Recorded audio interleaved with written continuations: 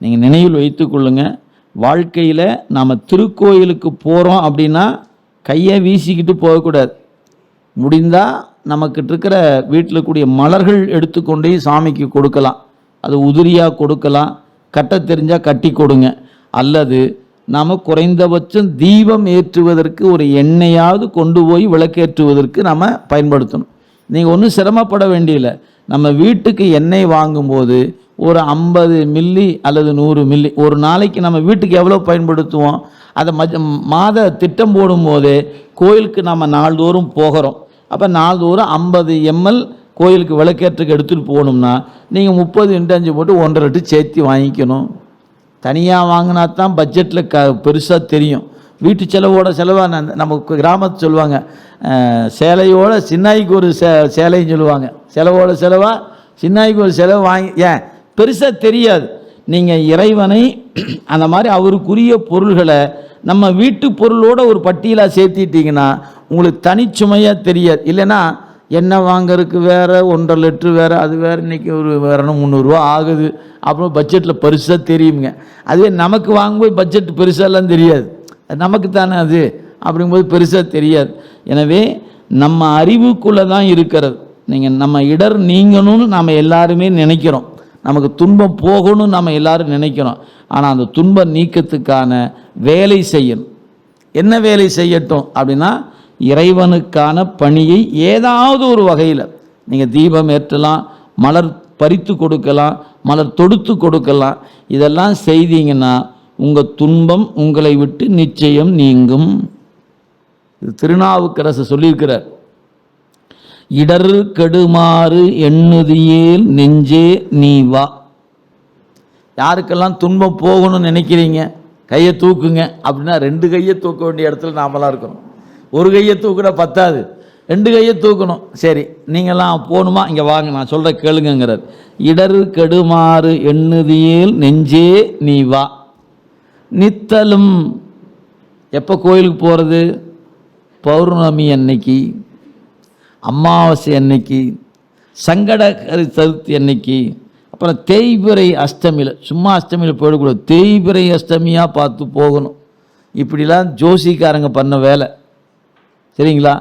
நமக்கு அப்படி இல்லைங்க. நம்ம சமயம், நம்முடைய புத்தகம் நமக்கு சொல்லுகிற குறிப்பு என்னென்னா, திருக்கோயில் வழிபாடு என்பது நாளும் செய்யக்கூடிய வழிபாடு. யாருக்கெல்லாம் கோயில் பக்கத்தில் இருக்குதோ அவசியம் நாள்தோறும் போங்க. அது விநாயகர் கோயில் இருந்தாலும் பரவாயில்ல, ஒரு முருகப்பெருமான் கோயிலாக இருந்தாலும் பக்கத்தில் இருந்தால் அவசியம் போங்க. நீங்கள் தவற விட்டு விடாதீர்கள். நாளைக்கு வருந்துவோம், ஐயோ இப்படி பக்கமாக இருந்து இத்தனை நாளாக போகாமல் விட்டுட்டனேன். நித்தலும் எம்பிரானுடைய கோயில் புக்கு புலர்வதன் முன் அலகிட்டு மெழுக்குமிட்டு பூமாலை புனைந்து ஏத்தி புகழ்ந்து பாடி தலையார கும்பிட்டு கூத்துமாடி சங்கரா சய சய போற்றி என்றும் அலை புனல் செஞ்சடையம் ஆதி என்றும் ஆரூரா ஆரூரா என்று அலரா நில்லே. எதுக்கு? இடர்கெடுமாறு எண்ணுதியேல். துன்பம் போகணும்னா இதை செய்யப்பாங்கிறார். இது நாவுக்கரசர் நமக்கு அறிவுறுத்துகிற செய்தி. நீங்கள் தீபம் ஏற்றினால் உங்கள் பேரை சொன்னால் ஞானம் கிடைக்கும். விளக்கிட்டார் பேரு சொல்லின் மெய் நெறி ஞானமாகும். விளக்கேற்றுவதற்கு என்ன பேரு கிடைக்கும்? வல்லினம்ங்க பேரு. நீங்கள் தீபம் ஏற்றினால் உங்களுக்கு என்ன பேரு கிடைக்கும்? மகட்பேருன்னு சொல்கிறோமா இல்லையா? அது என்ன பேரு கிடைக்கும்னாரு, ஞானம் என்கிற ஒன்று உங்களுக்கு கிடைக்கும். ஒரு திரியை போட்டு எண்ணெயை ஊற்றி விளக்கேற்றி வச்சா நம்ம அறிவு விளங்குங்கிறார். அதனால தான் இல்லக விளக்கது இருள் கெடுப்பது, சொல் அக விளக்கது சோதி உள்ளது, பல்லக விளக்கது பலரும் காண்பது, நல் அக விளக்கது நமச்சிவாயவே என்று திருநாவுக்கரசு பெருமான் அறிவுறுத்துகிறார். எனவே நினைவில் வைத்து கொள்ளுங்க.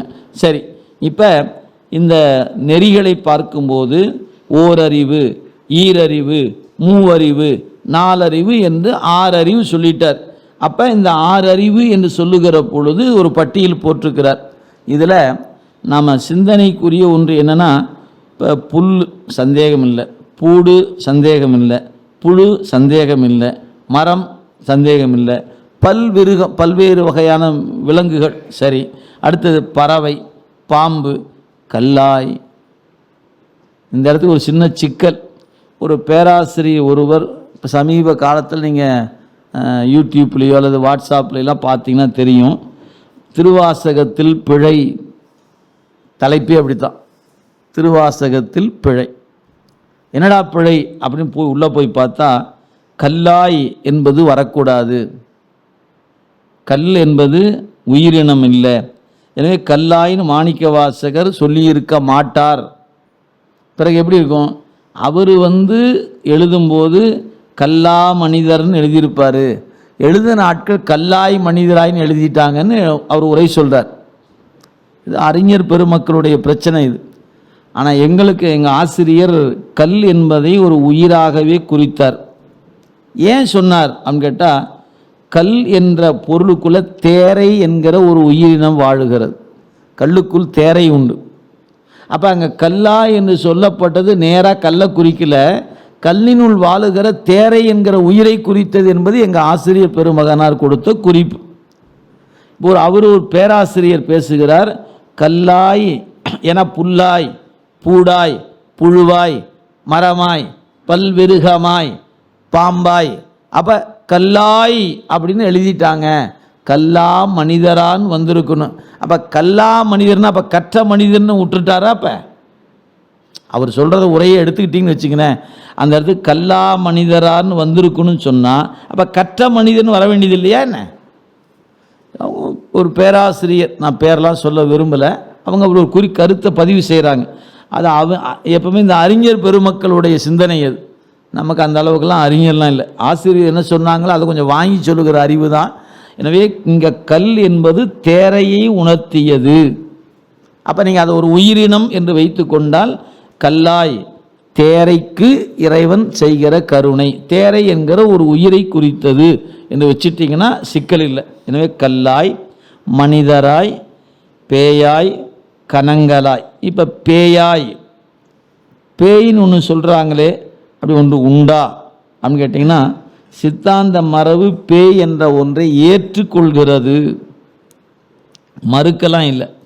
அது ஒரு நிலை, ஒரு தூள உடம்பு என்கிற இந்த உடம்பு இல்லாமல் சூக்கும தேகத்தில் இருந்து கொண்டு உலாவுகிற ஒரு நிலை அப்படின்னு குறிப்பிடப்படுகிறதுங்க. அதை நம்முடைய நூல் எங்கே சொல்லுகிறது? இந்த பேய் என்ற ஒன்றை எங்கே ஏற்றுக்கொள்கிறோம் அப்படின்னு கேட்டால், குருநாதன் ஒரு ஆன்மாவுக்கு உபதேசம் செய்கிற இடத்த ஊமை சொல்லும்போது பேய் பிடித்த மனிதனை போலம்பாங்க. குருநாதர் இருக்கிறார்னா அவரிடத்த சிவம் எப்படி வந்துருக்குதான், பேய் பிடிச்ச மாதிரி உட்காந்துக்குமா.